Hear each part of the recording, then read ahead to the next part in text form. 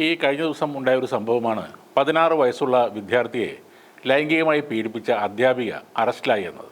നമ്മുടെ നാട്ടിലല്ല, മുംബൈയിലാണ് ഈ സംഭവം ഉണ്ടായത്. അവിടുത്തെ ഒരു പ്രമുഖ സ്കൂളിലെ ഇംഗ്ലീഷ് അധ്യാപികയായ 40-കാരിയാണ് പിടിയിലായത്.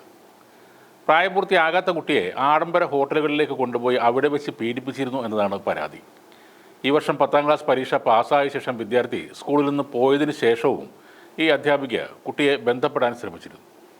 2023 ഡിസംബറിൽ സ്കൂൾ ഡേയുമായി ബന്ധപ്പെട്ട് നടന്ന ഒരു ഡാൻസ് പരിപാടിയുടെ പരിശീലനത്തിലാണ് ടീച്ചർ തൻ്റെ വിദ്യാർത്ഥിയെ മോശം ഉദ്ദേശത്തോടെ കാണാൻ തുടങ്ങിയതെന്ന് പോലീസ് പറയുന്നു. 2024 ജനുവരിയിലാണ് അധ്യാപിക ആദ്യമായി വിദ്യാർത്ഥിയെ ലൈംഗികമായി ഉപദ്രവിച്ചത്. പ്രായമായ സ്ത്രീകളും കൗമാരക്കാരായ ആൺകുട്ടികളും തമ്മിലുള്ള ബന്ധം ഇപ്പോൾ സാധാരണമാണെന്ന് ഈ അധ്യാപികയുടെ ഒരു സുഹൃത്ത് ഈ കുട്ടിയോട് പറയുകയും ചെയ്തു. പിന്നീട് ടീച്ചർ ഈ വിദ്യാർത്ഥിയെ ആഡംബര ഹോട്ടലുകളിൽ കൊണ്ടുപോവുകയും മദ്യം കുടിപ്പിക്കുകയും ചെയ്തിരുന്നു.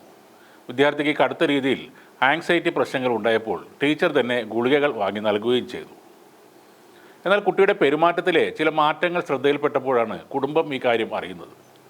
എന്നാൽ ഏതാനും മാസങ്ങൾക്കുള്ളിൽ മകൻ സ്കൂൾ പഠനം പൂർത്തിയാക്കി അവിടെ നിന്നും ഇറങ്ങുന്നത് കൊണ്ട് അവർ ആ സമയത്ത് പരാതി നൽകാനും പോയില്ല.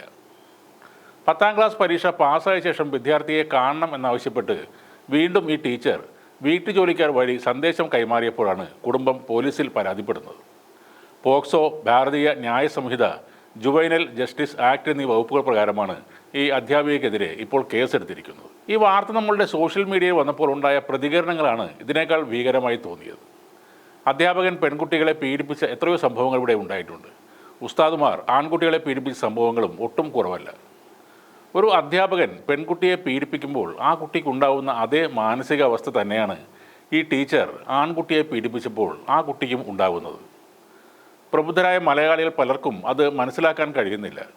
അതിനു പകരം ആ കുട്ടി ഭാഗ്യവാനാണ്, നമുക്ക് ഇതേപോലത്തെ ടീച്ചർ ഉണ്ടായില്ലല്ലോ എന്നൊക്കെയാണ് സാംസ്കാരിക കേരളത്തിലെ മഹാന്മാർ പ്രതികരിക്കുന്നത്. നിങ്ങളുടെ മകനോ അല്ലെങ്കിൽ അനുജനോ ആണ് ഇത്തരം പീഡനമുണ്ടായതെങ്കിൽ നിങ്ങൾ എങ്ങനെയാകും പ്രതികരിക്കുക? ടീച്ചർ അല്ലെങ്കിൽ മറ്റൊരു വ്യക്തി അനുവാദമില്ലാതെ നിങ്ങളുടെ മകൻ്റെ ശരീരത്തിൽ തൊടുന്നതും നിർബന്ധമായി ലൈംഗിക ബന്ധത്തിൽ ഏർപ്പെടുന്നതും എങ്ങനെയാണ് നിങ്ങൾ ന്യായീകരിക്കുന്നത്? 40 വയസ്സുള്ള ഒരു സ്ത്രീ 16 വയസ്സുള്ള ആൺകുട്ടിയെ ഇവിടെ റേപ്പ് ചെയ്യുകയാണ്. നിങ്ങൾ പറയുന്ന പോലെ അവൻ അത് ആസ്വദിക്കണം എന്നില്ല. ആ ഒരു ലോജിക്ക് വെച്ച് നോക്കിയാൽ പെൺകുട്ടികളും റേപ്പ് ആസ്വദിക്കണം എന്നാണ് നിങ്ങൾ പറയുന്നത്.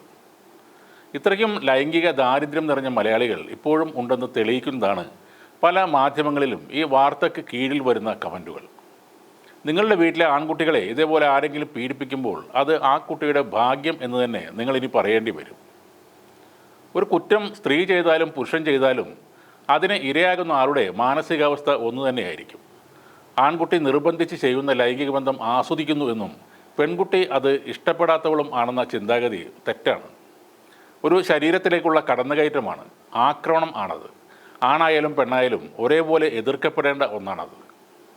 സംഭവം നടന്നത് മുംബൈയിലാണെങ്കിലും രോമാഞ്ചം മുഴുവനും കേരളത്തിലെ ഫേസ്ബുക്ക് പേജുകളിലാണ് പൊട്ടിവിരിയുന്നത്. കണക്കും ഇംഗ്ലീഷും പഠിപ്പിക്കാനും തല്ലാനും മാത്രമായിരുന്നു ഞങ്ങളുടെ ടീച്ചർക്ക് ഇഷ്ടം. ഈ മുംബൈയിലെ ടീച്ചറാണ് യഥാർത്ഥ ടീച്ചർ എന്നൊക്കെ ഞരമ്പ് രോഗികൾ എഴുതി വിടുന്നുണ്ട്. നിങ്ങളുടെയൊക്കെ വീട്ടിലെ കുട്ടികൾക്ക് ഇത്തരം പീഡനം നേരിടുമ്പോൾ അറിയാം അവരുടെ മാനസിക പ്രശ്നങ്ങളും മറ്റുള്ള ബുദ്ധിമുട്ടുകളും.